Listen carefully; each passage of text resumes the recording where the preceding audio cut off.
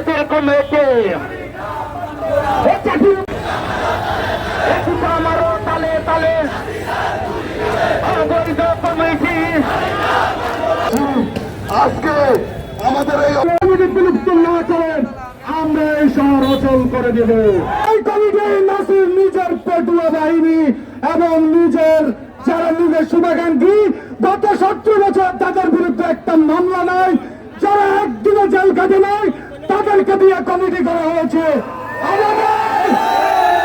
আমরা এই নাসিরকে নোয়াখালীতে অবাঞ্ছিত ঘোষণা করব। আমার সদর উপজেলা ছাত্র দলের সভাপতি, সাধারণ সম্পাদক, নোয়াখালী পৌরসভার আমি আহ্বায়ক, আমার সদস্য সচিব জিয়াদুল ইসলাম সজীব, নোয়াখালী সরকারি কলেজের আকবর সভাপতি, উনি আমাদের সবাইকে ওনার নিজের লোকের কারণে বঞ্চিত করে দিয়েছে।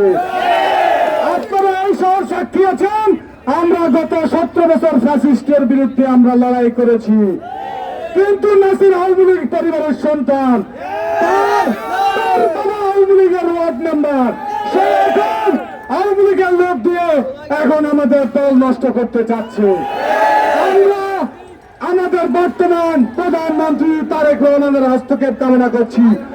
আমাদের সিভি, আমাদের ব্যাকগ্রাউন্ড দেখে আপনারা এই কমিটি বিলুপ্ত করবেন। যদি এই কমিটি বিলুপ্ত না করেন, আগামীতে আমরা কঠোর কর্মসূচি সহ হরতাল সহ বিভিন্ন কর্মসূচি নিতে বাধ্য হবে।